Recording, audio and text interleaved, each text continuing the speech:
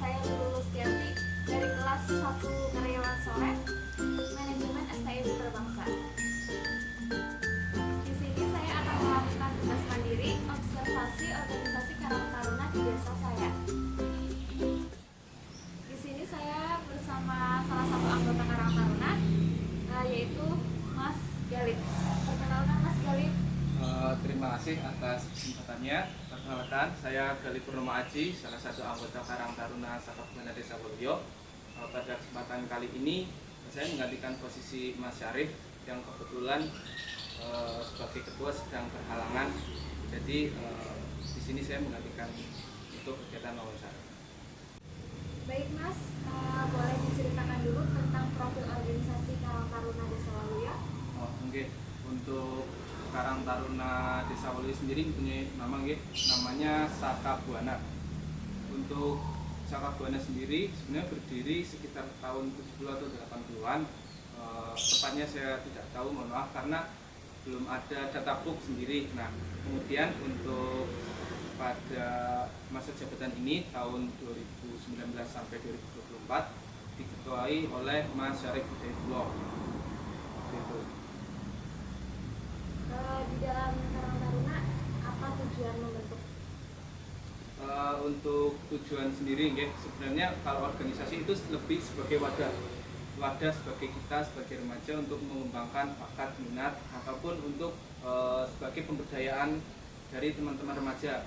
Selain itu juga kita bertujuan untuk mendukung minat dan bakat dari teman-teman, entah itu yang dalam hal seni, kemudian dalam olahraga seperti itu. Jadi sebisa mungkin kita sebagai wadah dan selalu memfasilitasi teman-teman remaja Desa Waluyo. Gitu. Ya, baik, terima kasih. Untuk visi misinya? Baik, untuk visinya yaitu mewujudkan generasi pemuda yang mandiri, tangguh, berakhlak mulia dan berkualitas. Kemudian untuk misi sendiri, sebenarnya untuk misi organisasi kita dan sekarang itu ada banyak ya Mbak.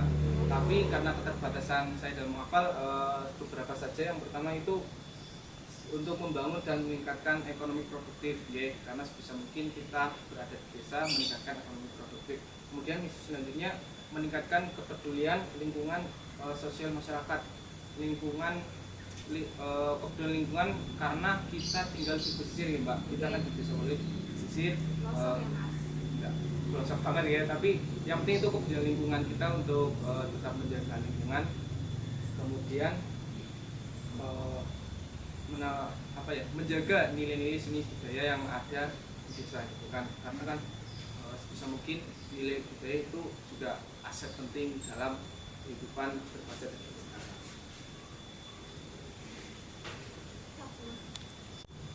Oke, terima kasih untuk visi dan misinya.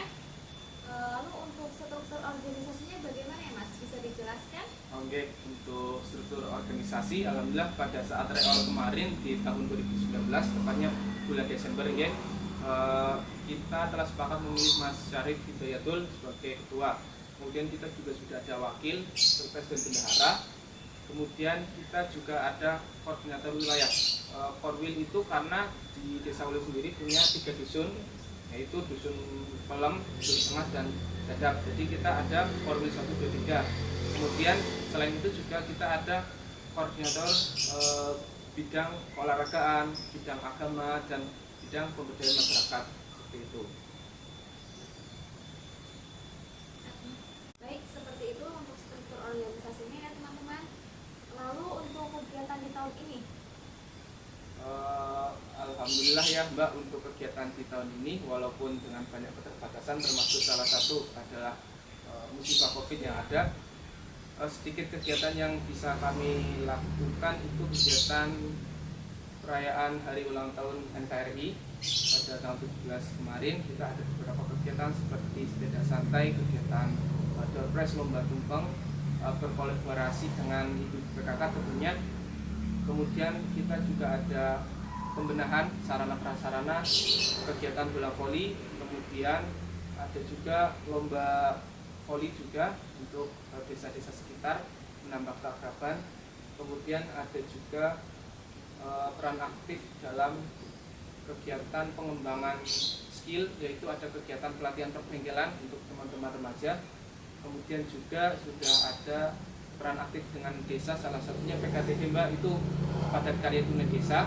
Kita difasilitasi oleh desa berupa peminjaman tanah seluas 1 subin ya. Jadi kita juga dimodali. Alhamdulillah kegiatan penanaman budidaya jamu kita untuk penanaman sudah alhamdulillah, dan selanjutnya kita untuk perawatan itu di tahun ini seperti itu. Sepertinya banyak yang untuk di tahun ini ya Mas. Alhamdulillah sedikit banyak kita bisa. Lalu untuk perencanaan organisasi kedepannya itu apakah ada jangka pendek atau jangka panjangnya?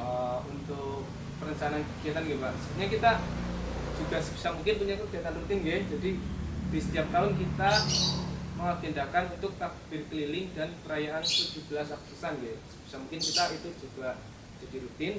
Kemudian untuk kegiatan jangka pendek, pembenahan lagi sarana prasarana, menunjang fasilitas kegiatan teman-teman remaja. Untuk program jangka panjang, insya Allah jika kita diberi amanah lagi atau dimodel lagi oleh desa untuk BUMDes kah, atau untuk pengembangan di sektor pertanian kah, atau untuk mencari ikon yang baik.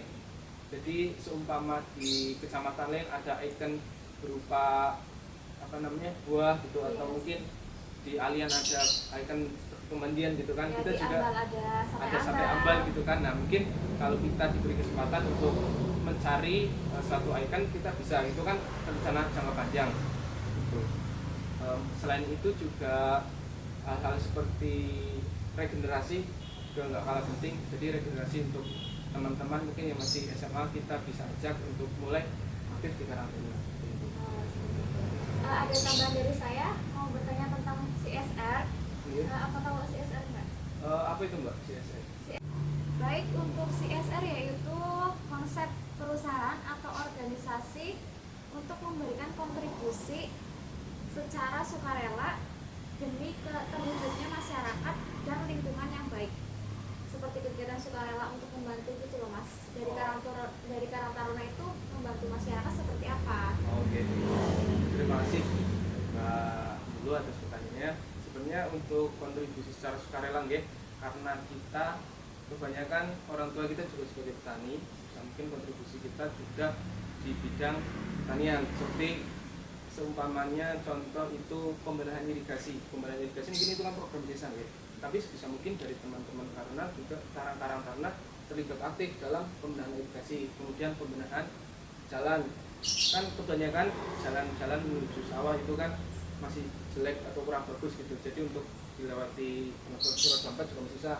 Jadi kalau bisa kita juga terlibat aktif dalam kegiatan-kegiatan pembangunan seperti itu, tapi itu pembangunan daerah. Kemudian selain itu kita juga kegiatan reboisasi.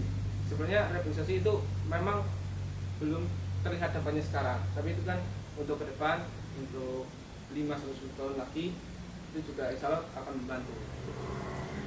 Terima kasih. Baik, untuk CSR-nya itu seperti itu ya Mas? Bisa dipahami. Lalu untuk harapan kedepannya untuk Karang Taruna? Harapan ke depan tentu kita berharap dari teman-teman yang lain terlibat aktif juga, mungkin yang belum pada aktif grup atau mungkin belum aktif dalam kegiatan, mungkin kita harap juga kembali aktif, kemudian gotong royongnya, tenggang rasanya. Selain itu rasa tanggung jawab satu sama lain sebagai salah satu pemuda di desa juga diharapkan berkontribusi aktif. Harapannya berkontribusi aktif, bukan untuk siapa-siapa tapi untuk kita sendiri. Iya. Cukup sampai di sini ya teman-teman. Terima kasih waktunya